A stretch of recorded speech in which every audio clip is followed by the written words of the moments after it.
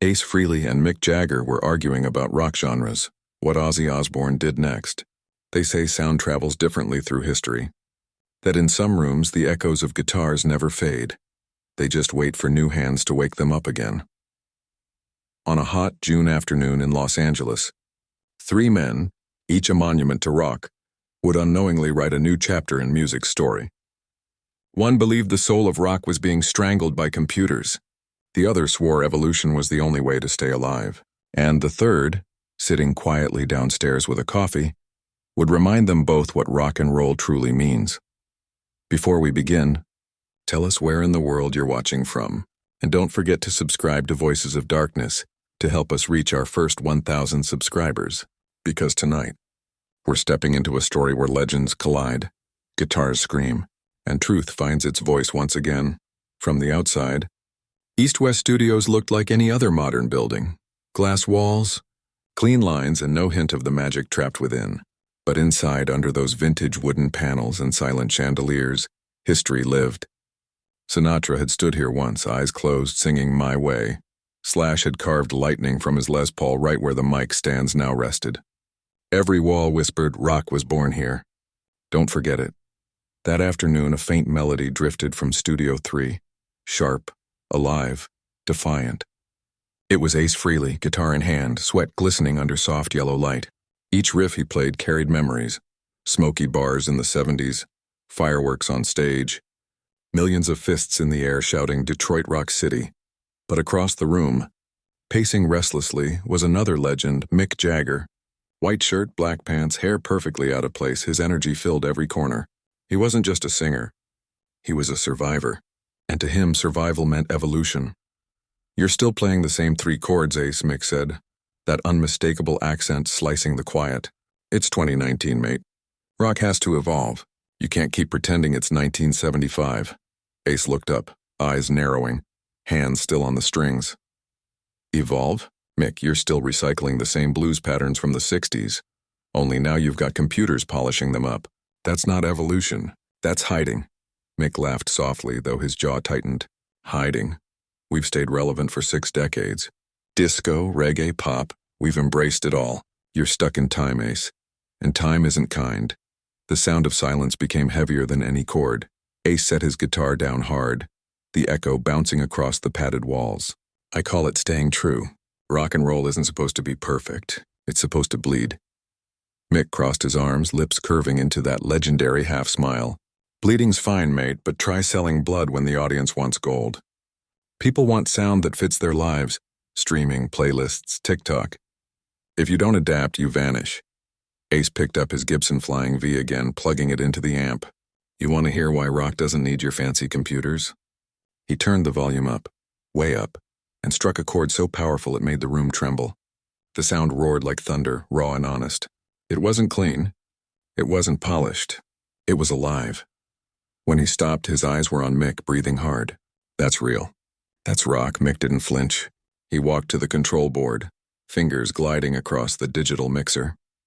In seconds, layers of beats and synths rose through the speakers, smooth, modern, perfect. He grabbed a mic, eyes locked on Ace, and sang a few lines. Even at 76, his voice could still command an empire. When he finished, he turned. That's evolution, Ace. That's how you stay timeless. Ace's reply was a whisper.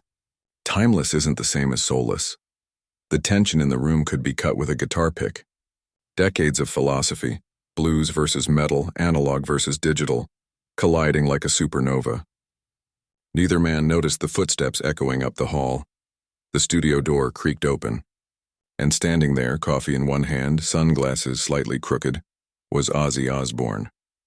For a moment, neither Ace nor Mick spoke. Ozzy took a slow sip, looked around and grinned. Bloody hell, he said, voice stretched by that Birmingham accent. I was downstairs trying to enjoy my coffee, and I hear 2 dinosaurs fighting over extinction. Ace cracked the faintest smile. Mick sighed. Ozzy stepped further in, dropping into the chair like a king claiming his throne. What's going on, lads? He asked, eyebrows raised. Hard rock versus evolution? Authenticity versus production? You two sound like my parents arguing about disco. Mick chuckled, rubbing his temple. I'm just saying music has to evolve. Ace countered, and I'm saying it's losing its soul. Ozzy lifted a hand. Enough. Both of you are wrong. The room froze. Ozzy leaned forward, elbows on his knees. When we started Black Sabbath, we didn't try to sound different. We just sounded like ourselves. It was raw, it was dark, it was real. But you know what? That's what made it timeless. He turned to Ace. You've got passion, lad. That's your strength. Don't lose it. But the world doesn't stand still. Even I use synths later on. Music needs air to breathe. Then he faced Mick. And you, Jagger, you're bloody brilliant, but sometimes you overthink it. You don't have to dress rock in a tuxedo for people to respect it. It's not about perfectioning, it's about connection. The two legends fell silent. Ozzy stood up, his shadow stretching across the room like an aura. Rock's not about old or new, analog or digital. It's about emotion. About truth. When people stop feeling it, that's when rock dies, not when computers show up. Something shifted. Ace reached for his guitar again, slower this time. Mick approached the control desk, pulling up a blank project on Pro Tools. Ozzy smiled. Now that's the right idea. The jam began softly, a gentle blues riff from Mick, layered with Ace's gritty distortion. Then Ozzy, without hesitation, grabbed the microphone. His voice, raw, trembling, eternal, filled the room. Lyrics came unplanned, born from the moment. Three ghosts of rock, chasing sound and time. One sings the soul, one guards the line, one drinks the truth, between the rhyme. The studio lights flickered as if recognizing the energy. It wasn't a recording session anymore. It was resurrection. 15 minutes later, when the final note faded, the three men sat in silence, sweating, smiling, breathing music. Ozzy looked at them and whispered, "That, lads, that's the sound of unity." Ace leaned back in his chair. Maybe I was too harsh. Guess I just don't want to lose what made us who we are. Mick nodded. And maybe I've been chasing the future too fast. Forgot to look back at the road that built it. Ozzy chuckled. That's the beauty of music. It's not a straight road. It's a circle. Every riff, every beat, it all comes back around. He grabbed his empty coffee cup, stood, and walked toward the door. Before leaving, he turned, that mischievous glint back in his eyes. Remember, boys, music isn't war. It's the language of the soul. And the soul never dies. The door closed softly behind him. Mick and Ace stared at each other.